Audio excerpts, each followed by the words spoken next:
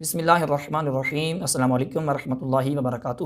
نصف شعبان معظم کی رات باعث برکت رات ہے، فضیلت والی رات ہے، عظمت والی رات ہے۔ مسلمان اس رات کو فضیلت والی، عظمت والی اور برکت والی سمجھ کر عبادت کرتے ہیں، ذکر و اذکار کرتے ہیں اور اللہ تعالیٰ سے استغفار کرتے ہیں۔ لیکن کچھ لوگ اس رات کی فضیلت کے منکر ہیں اور ان کا دعویٰ یہ ہے، کہنا یہ ہے کہ اس رات کی فضیلت میں کوئی صحیح احادیث نہیں ہے۔ ان کا دعویٰ کس حد تک درست ہے، صحیح ہے، میں ابھی آپ کے سامنے چند احادیث رکھنا چاہوں گا، آپ اس سے فیصلہ خود کر لیجیے گا۔ چند صحیح احادیث میں آپ کے سامنے رکھ رہا ہوں، ملاحظہ کیجیے۔ ابن ماجہ کی روایت ہے، ناصر الدین البانی کی تحقیق کے ساتھ حضرت سیدنا ابو موسیٰ اشعری رضی اللہ تعالیٰ عنہ اس کو بیان کرتے ہیں اور اس روایت کو ناصر الدین البانی نے حسن قرار دیا ہے۔ اس طرح دوسرا حوالہ ملاحظہ کیجیے،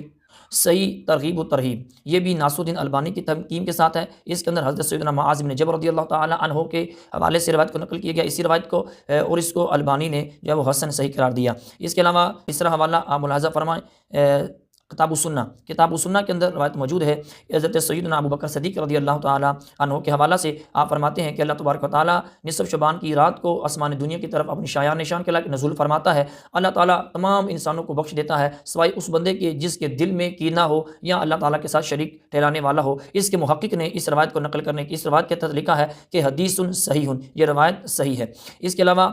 الامالی المطلقہ، علامہ ابن حجر عسقلانی رحمۃ اللہ علیہ کی اس کے اندر روایت نقل کی گئی ہے کہ نبی اکرم صلی اللہ علیہ وسلم نے یہی فرمایا کہ اللہ تبارک تعالیٰ نصف شعبان کی رات کو نزول فرماتا ہے، ہر انسان کی بخشش فرما دیتا ہے سوائے اس انسان کے جس کے دل میں کینہ ہو یا اللہ تعالیٰ کے ساتھ شریک ٹھہرانے والا ہو۔ اس کو علامہ ابن حجر نے کہا ھذا حدیث حسن، یہ حدیث حسن ہے۔ اس کے علاوہ سلسلہ تو احادیث صحیحہ البانی کی کتاب ہے، اس میں اس نے وہ تمام احادیث جمع کی ہیں کہ جو صحیح ہیں۔ اب اس کے اندر اس نے یہی روایت نقل کی کہ اللہ تبارک و تعالیٰ نصف شعبان کی رات کو اپنی مخلوق کی طرف توجہ فرماتا ہے اور اپنی تمام مخلوق کو سوائے مشرک کے اور کینہ پرور کے بخش دیتا ہے۔ اس روایت کو لکھنے کے بعد البانی نے کہا حدیث صحیح، یہ حدیث صحیح ہے، اور اس کے بعد اس کو بیان کرنے والے صحابہ کرام کو بیان کیا کہ اس کو ایک نہیں کئی صحابہ کرام نے بیان کیا۔ البانی کہتے ہیں کہ جی اس کو حضرت معاذ بن جبل، حضرت ابو سلمہ، حضرت عبداللہ بن عامر، حضرت ابو موسیٰ الاشعری، حضرت ابو ہریرہ، ابی بکر صدیق اور بن مالک اور عائشہ رضی اللہ تعالی عنہم اجمعین، ان ہستیوں نے اس روایت کو نقل کیا ہے نصف شعبان کی فضیلت والی کو۔ اس کے علاوہ ملاحظہ کیجیے صحیح ابن حبان، اس کے اندر حدیث موجود ہے حضرت معاذ بن جبل رضی اللہ تعالی عنہ کے حوالہ سے ہی،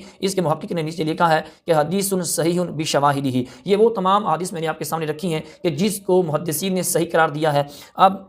آخری حوالہ میں آپ کے سامنے رکھنا چاہوں گا، ملاحظہ کیجئے مجموع الفتاوی، ابن تیمیہ، یہ غیر مقلدین کے بہت بڑے پیشوا ہیں، یہ اپنی کتاب میں کیا لکھتے ہیں، کہتے ہیں کہ وَأَمَّا لَيْلَةُ النِّصْفِ فَقَدْ رُوِيَ